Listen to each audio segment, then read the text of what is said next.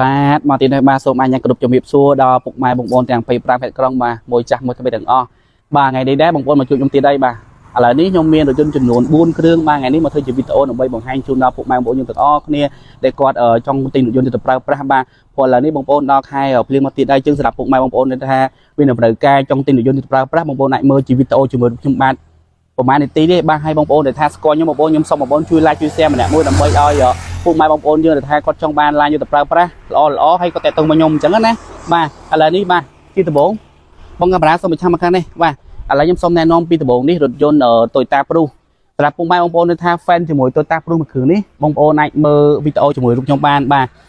Toyota Prius នេះឆ្នាំ08 full option ជាប្រភេទឡានម្ចាស់ដើមទី1បាទឡានស្អាតបងប្អូន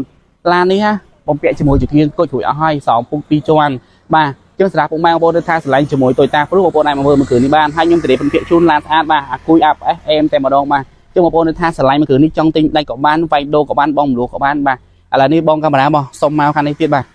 បងប្អូននេះCamry 09បាទCamry 09បាទបងប្អូនថាឆ្លាញ់ជាមួយ Camry 09ណាបងប្អូនអាចមកមើលមួយគ្រឿងនេះបានបាទខ្ញុំធានាphânភាគជូនឡានស្អាតអត់បុកអត់ប៉ះអត់កាត់តអត់ស្ងប់ដូចពណ៌អត់ឆេះអត់ពុកបាទឡានជាប្រភេទឡាន dealer បាទឡានមួយគ្រឿងនេះម្ចាស់គាត់ទិញមកជិត 30000 បាទឆ្នាំ09ផ្លាកលេខក្បាល B បាទគាត់ប្រើបានតិចមែនតើឡានមួយគ្រឿងនេះហើយសម្រាប់ពុកម៉ែបងប្អូននៅថាឆ្លាញ់ជាមួយCamry បងប្អូនអាចមកមើលមួយគ្រឿងនេះបានមកឆ្នាំ09បាទប្រេងក៏ស៊ីតិចបាទពុនផ្លូវក៏ធូរថ្លៃហើយឡានក៏ជិះធន់ល្អទៀតជាងសម្រាប់ពុកម៉ែបងប្អូននៅថាឆ្លាញ់ជាមួយមួយគ្រឿងនេះបងប្អូនអាចមកមើលបានណាតម្លៃ VIP តែម្ដងបាទតម្លៃល្អហើយឡានខ្ញុំធានាជូនបាទសិតតែឡានស្អាតឡានល្អឡានសំណុំទាំងអស់ចឹងសម្រាប់ពុកម៉ែបងប្អូនថាឆ្លាញ់បងប្អូនអាចចូលមើលវីដេអូនេះបានបាទឥឡូវមកខ្ញុំសុំបងកាមេរ៉ាមកទៀតមកបាទបងប្អូនសម្រាប់ពុកម៉ែបងប្អូនថាដែលមានតម្រូវការឆ្លាញ់ជាមួយប្រភេទ pick up បាទ pick up មួយគ្រឿងនេះជាប្រភេទ Mazda បាទ Mazda Tonner 021 full option ជាប្រភេទឡានម្ចាស់ដើមទី1ឡានជាប្រភេទឡានក្រុមហ៊ុនបាទឡាននេះ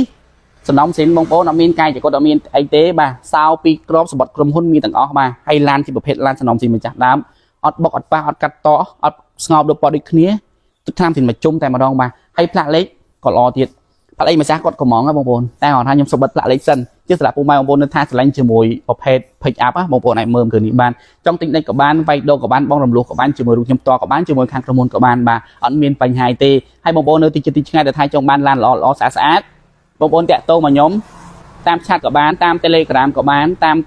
TikTok ក៏បានបាទបងប្អូនអាចតាក់ទងមកខ្ញុំមកបើថាត្រូវខ្ញុំបើកជូនបងប្អូនដល់ផ្ទះតែម្ដងបាទអត់មានអីពិបាកទេហើយពិនភាគគឺខ្ញុំធានាជូនធានាទាំងគុណភាពធានាទាំងតម្លៃបាទធានាទាំងឡានធានាទាំងអីទាំងអស់បាទមិនមែនចេះតែធានាទៅទេបងប្អូនណាបាទអញ្ចឹងមកចូលដល់មួយគ្រឿងនេះទៀតបាទជាប្រភេទតាកូម៉ាបាទបងប្អូនដែលថាឆ្លាញ់ pick up បាទតាកូម៉ាឆ្នាំ05បាទជាប្រភេទឡានម្ចាស់ដើមទី1ដូចគ្នាហើយឡានមួយគ្រឿងនេះដែរគឺទឹកឆ្នាំសិនមកជុំបាទខ្មៅនេះតែខ្មៅមានជាតិបងប្អូនអ្នកថតថ្ងៃហ្នឹង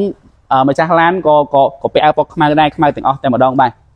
ហើយខ្មៅនេះដែរបងប្អូនជាប្រភេទឡានស្អាតអត់បុកអត់ប៉ះអត់កាត់តស្កប់ដូចពណ៌ទឹកឆ្នាំសិនមកជុំដូចគ្នាទាំងអស់បាទហើយឡានដែលខ្ញុំទិញចូលមកនេះបងប្អូនខ្ញុំសូមបញ្ជាក់គឺឡានដែលខ្ញុំទិញមកគឺខ្ញុំចម្រាញ់មែនទែនព្រោះខ្ញុំទិញមកខ្ញុំត្រូវកាត់តាឡានស្អាតទេបាទនិយាយពីថាតម្លៃវិញខ្ញុំអត់គិតទេតម្លៃខ្ពស់ក៏ខ្ពស់ចុះតែសំខាន់ធ្វើម៉េចឲ្យបានឡានស្អាតបាទទី1ទី2បងប្អូនដែលថាត្រូវការទិញឡានយកទៅប្រើប្រាស់ដូចខ្ញុំនិយាយអញ្ចឹងបងប្អូនទិញឡាន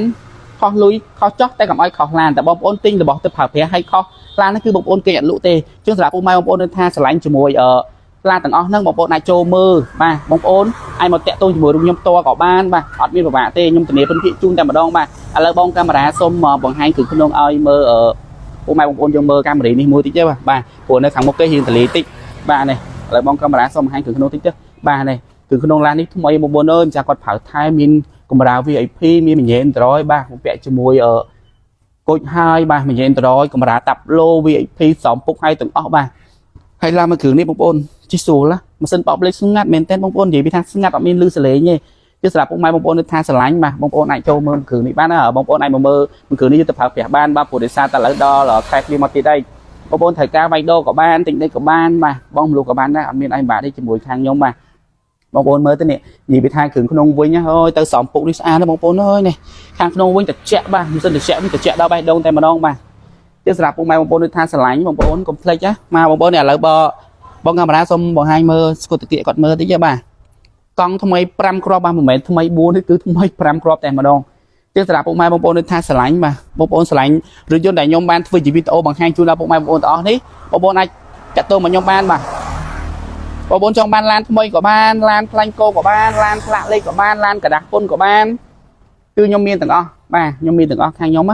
បងប្អូនចង់បានឡានមកអីក៏មានដែរបាទមិនថា